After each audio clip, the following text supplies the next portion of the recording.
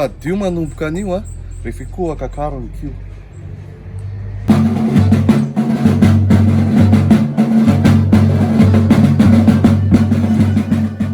Loza tsy miatra no soroiny, fa ny mbiakototra tsy maintsy atrehiny, koa manaova arovava.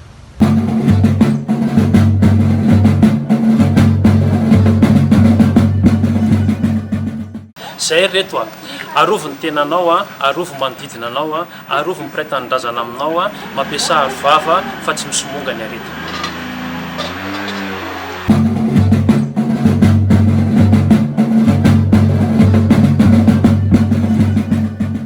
Aleo misoroka toy izay mitsabo fa ny coronavirus tsy mamela mahazo.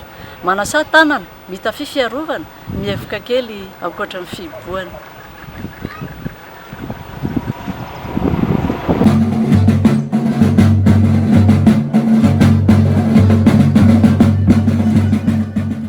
Loza tsy miatra no soroana, fa ny mbiankototra tsy maintsy atrehana, koa manaova arovava.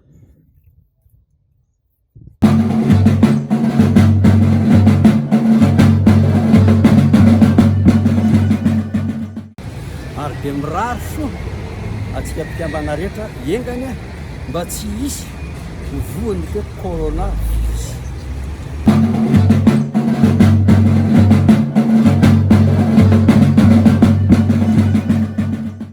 Tompoko vavy zara fitsiny manome tambim-pitiavana manolotra kondeha isika ifarimbona, ifanohana, ifanampy raha manana arovava telo ianao omeo rainy tsy manana.